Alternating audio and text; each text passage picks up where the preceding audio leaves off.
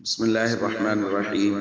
عن معاوية رضي الله تعالى عنه قال قال رسول الله صلى الله تعالى عليه وسلم: المؤذنون أطول الناس أعناقا يوم القيامة. رواہ مسلم.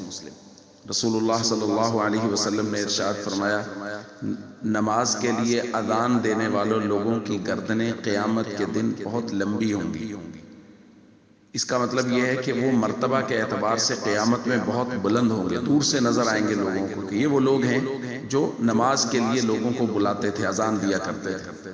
حضور علیہ الصلوۃ والسلام نے اذان دینے والوں کے بہت سے فضائل بیان کیے ہیں۔ ایک روایت میں حضور نے فرمایا، جہاں تک مؤذن کی اذان کی آواز جاتی ہے، جو انسان، جنات یا کوئی بھی چیز اس کو سنتے ہیں، وہ قیامت کے دن گواہی دیں گے کہ یہ اذان دیا کرتا تھا اور ہم تک آواز پہنچا کرتی تھی۔ ایک روایت میں حضور علیہ الصلوۃ والسلام نے فرمایا، ثلاثۃ علی کثبان المسک یوم القیامہ، قیامت کے دن تین قسم کے لوگ ہوں گے جو مسک کے ٹیلوں پر ہوں گے۔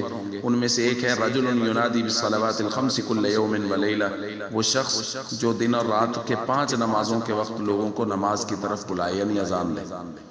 اور میں سمجھتا ہوں سب سے بڑی خوشخبری وہ ہے، حضور علیہ الصلوۃ والسلام نے فرمایا، اللہم اغفر للمؤذنین، اللہ کے نبی دعا دے رہے ہیں، اللہ کے نبی کہ اللہ جو لوگ اذان دیتے ہیں ان کی بخشش فرما۔ اس سے بڑی اور کوئی فضیلت نہیں ہو سکتی اذان دینے والے لوگوں کے لیے۔ تو ہمارے یہاں یہ مسئلہ ہے کہ ہم ارکان اسلام اور فرائض اسلام سے بھی غافل ہیں، اور ہمارے یہاں نماز سیکھنا، اذان سیکھنا، اس کا شوق رکھنا کہ میں اذان پڑھوں، یہ بہت کم ہوتا چلا جا رہا ہے، ختم ہونے کی حد تک ہے۔ اپنے بچوں کو اذان سکھائیں، شوق دلائیں کہ بیٹا اذان پڑھا کرو، اور ہمارے بچے جب وہ بلوغت کی عمر کے قریب پہنچ جائیں تو ان کو اذان دلوانی چاہیے کہ جی مسجد میں جا کے اذان دے، نماز کے لیے اذان دے، تاکہ وہ بڑے ہو کے اذان دیتے رہیں۔ جو لوگ شوق رکھتے ہیں، مجھے یاد ہے ہم جب پڑھا کرتے تھے تو ایک مسجد میں اذان کی فضیلت بیان کی گئی، تو بڑی عمر کے بزرگ وہ تہجد کے وقت ایک دوسرے سے سبقت کرتے تھے، 2 گھنٹے فجر کی اذان سے پہلے مسجد میں آتے تھے، اور اذان کا وقت ہوتا تھا تو وہ کہتے تھے، بھائی میں پہلے آیا ہوں اس لیے اذان میں ہی پڑھوں گا۔